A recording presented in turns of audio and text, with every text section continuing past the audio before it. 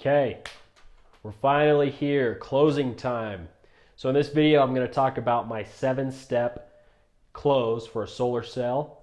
And I'm going to go through each of the 7 steps in this video. And then the next video, I'm going to actually do a role play of me going through the whole process in action, live. And if you like this type of content, drop a like or a comment. We'd love to get your feedback, or if you have suggestions, we're open to those. And then consider subscribing for more content like this in the future. The past videos, we have some other videos on our channel about how to set a solar appointment. So if you want, you can go watch those first, just to know how we get here to the close, especially if you're doing, online ads or, the setter closer model to get to the close. So let's jump in. So 7 steps. I'm going to briefly explain each one, and then it's probably best if you just see me in action in the next video, what exactly I say, what I go through, but I'm going to kind of give you the guide here. So step 1 is the walk up, right? And so the close starts as soon as you get to their home. You're in the car, you're driving up to them. You want to do a lot of self-talk. You want to get your confidence up. You want to be mentally prepared, and then you also want to make sure that you have everything you need. So make sure you have their proposal, unless you're creating it in-house. Make sure that you have all your food that you ate for lunch out of your teeth, all that good stuff. So usually on my walk up, I get out of the car, I'm immediately smiling. Who knows who's watching? I walk up to the door. The first things out of my mouth are, "Hey, I'm Ty the Solar Guy." That's like what I refer myself as. Just makes people laugh, and I always am like, "Hey, I'm Ty the Solar Guy." I know it's kind of dumb, but hey, I'm Ty the Solar Guy. I'm here for our 2:00 appointment. Is now still a good time for you? Cool. Do you want me to take off my shoes?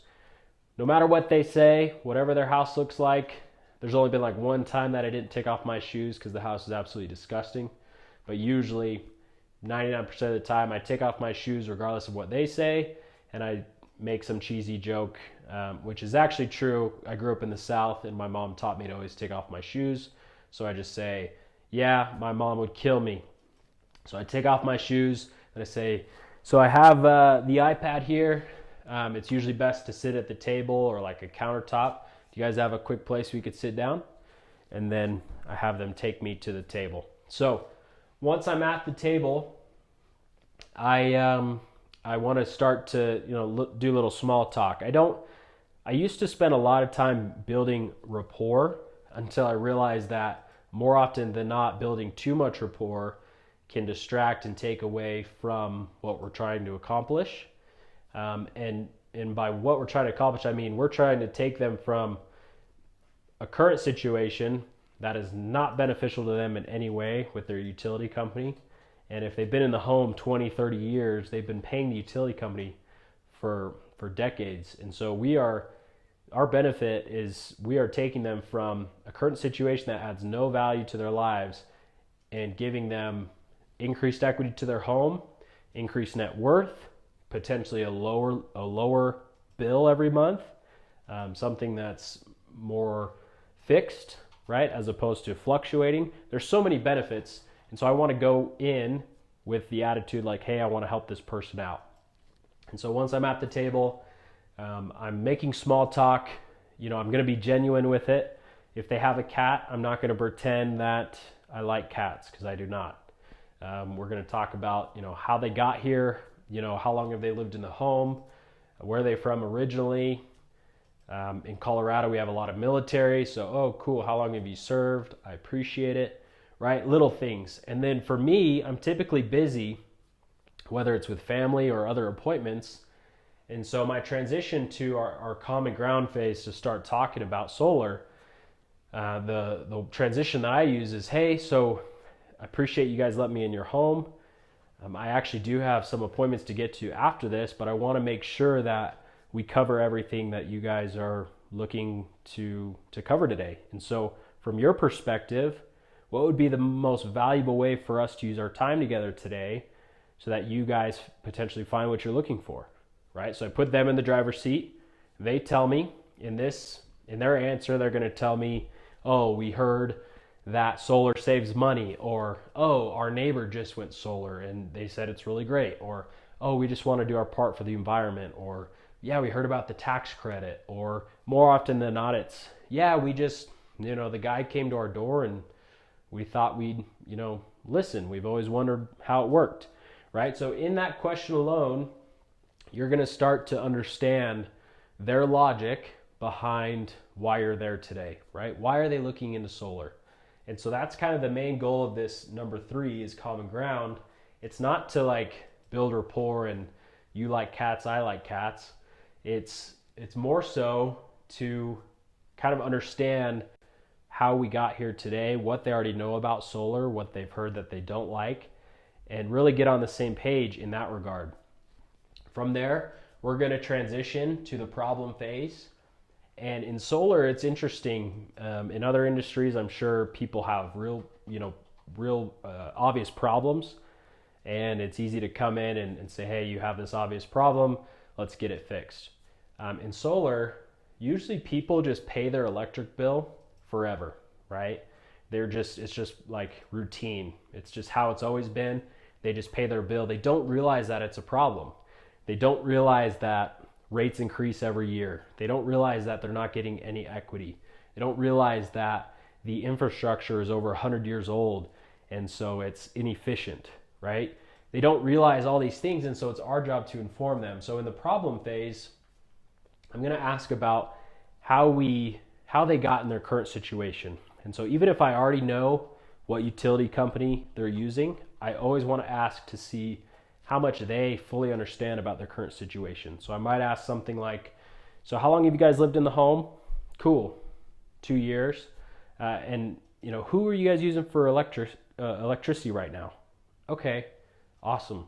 And out of curiosity, like when you moved in 2 years ago, why did you pick them, right?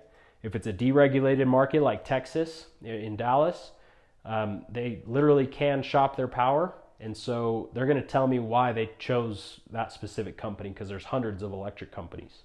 They're going to tell me the reason why, whether it's their brother had them, it was there when they first moved in, which I think is the most common, or they shop their power every year to get the lowest rate. In other markets like Colorado, where the utility companies are a monopoly, they're going to say like, oh, well, I didn't have a choice, or I didn't think I had another option, right? And so you're going to build off of that. So let's go with that example, because if it's deregulated, you can kind of go down the rabbit hole of like, okay, why'd you choose them? What do you like about them? What do you not? In areas where the utility company is a monopoly, when I ask, why did you choose them, out of curiosity, I want them to say, or typically they say, well, I didn't have a choice. Exactly, right? They're a monopoly. And so you just pay your bill when you moved in, they got a free customer. And then I'm going to ask another question. So the fact that they have the control and they can raise the rates at any time, I mean, are you guys okay with them having that control? Right? And then I'm going to build off of that. And I'm going to keep asking these questions rather than me telling them that they're a monopoly, rather than me spitting out the facts about how much the rates increase. I'm going to ask these questions with those statements laced in them. And so I'm asking them, I'm building up the problem and really helping them see that it truly is a problem that there's an alternative to, right? And so once I'm, gone through the problem phase, the homeowner is obviously on the same page that, hey, this is a problem. There's better ways.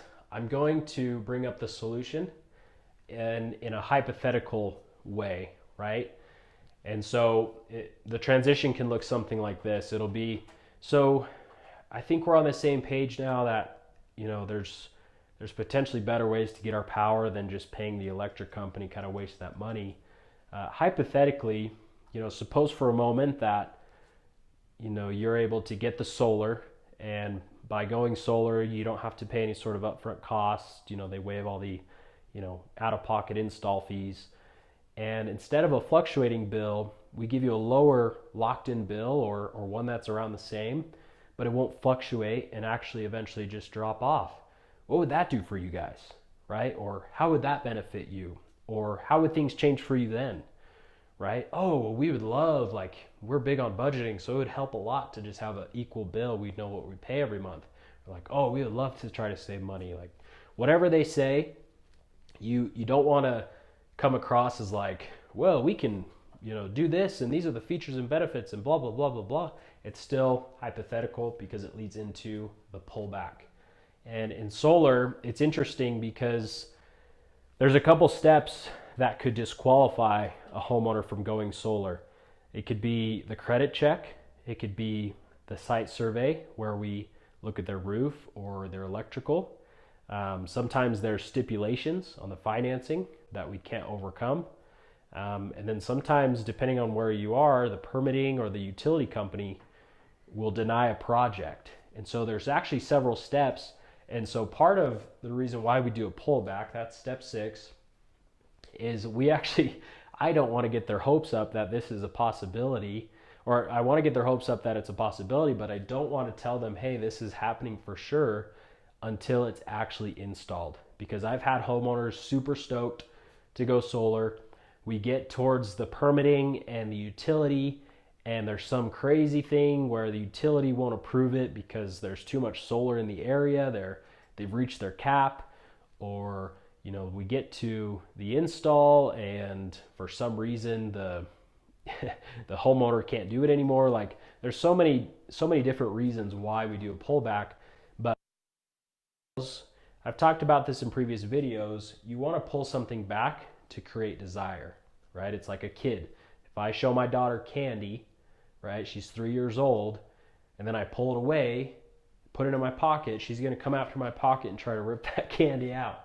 And so it's the same thing here. We talk about the potential of a solution, and then we pull it back, right? And truthfully, it's because in solar, we don't know if we can actually help them till everything's all said and done, signed, inspected, actually installed. So from there, after we've done the pullback, my pullback looks something like this. So I mean, it sounds like solar might be the better solution for you guys, but at the end of the day, there's several steps to jump through, right? There's several qualifications. We have to get the city and utility approval. So I don't even know if we could do this for you, but let me show you how it works. And then I roll in. That's my transition. Let me show you how it works. And I roll into the presentation and the close. Now, this is where I try to spend the least amount of time. Steps 1 through 6 should take up the most amount of time and the most amount of effort, whereas step 7, the presentation and the close, should be super quick. And to be honest, the sale is not even made in step 7. The sale is made throughout this whole phase right here. Steps 1 through 6 is where the sale is made, and then step 7 just solidifies it. So in step 7, my presentation, I don't use a pitch deck. I don't use this long, lengthy slideshow. I show them their design, and the design, I take out a bunch of the pages that are just fluff and confusing. There's really 4 pages that I use. It's the design, the layout of the panels, the net metering graph, right, that shows their production curve. It's the numbers, right? So on a single page, it shows all of the numbers, and then the process page. The only other page I include, the 5th page, besides like the title sheet with their name and stuff, the 5th page is a piece of paper on the iPad or a digital piece of paper in an app called Notability. I'll link it down below. Notability, it's an awesome app. It's like $10. I've made a ton of sales just because I have the ability to write on the iPad. It's just like a drawing tool, but it helps. It's a game changer. So, where was I? Oh, the single page. So at the end, after I've gone through everything, I whip out one single sheet of paper. If you don't have an iPad, you can do this on a piece of notebook paper, but I just draw a T-chart, which summarizes what their current situation is versus what the solar situation looks like. And that summarizes everything. So I go through that with them. In the next video, you'll see me actually go through that. It's something I've been doing for several years. And the times when I've had my best months, my best years, I was doing that simple little side-by-side summarize analysis. I know there's a lot of people out there who do it, and there's different ways to do it. But the point is, you want to get something on paper, something for them to visualize. that, hey, this is what it is now, this is what it could be with solar, and it helps put it all together, and it confirms their emotion that they felt early on with logic, right? People buy off of emotion, they confirm the purchase with logic. So my close, there's no like magical closing statement. Like I said, the close is made in steps 1 through 6. There's no like magical one-liner that'll close every single deal. However, there are these closes that you could turn someone off and lose a deal, right? Option closes, super assumptive closes. These old school sales tactics, they can work at times, but more often than not, they're going to increase buying resistance. And so usually when I've gone through my presentation and I've drawn out my T-chart, I might say something as simple as, so here's the breakdown. Do you guys see any reason to stick with your current situation or your current utility company, right? That could be a close. Or one that I use a lot is I go through the process. I say, so Mr. Homeowner, that's all I have at this point. I actually got to get going. From here, if this all made sense to you, the next step would be for me to open up the portal on my iPad. And what I could do for you guys is see if you even qualify to even know if this is a possibility. Would that be appropriate? Right? Oh, sure, yeah. And then I'm going to say a few things later on to solidify the close. So there's really no magical one-liner. There's quite a few lines that I use, but you can kind of read their body language. You can kind of read them on whether or not they're for it by the time you get to step 7. And if for some reason they're not totally convinced, well, there's probably something you didn't cover in the previous steps that you need to kind of loop back and then go in for the reclose or the recommitment. So hopefully, if you needed to rewind, hopefully you learned everything and it was clear about my process.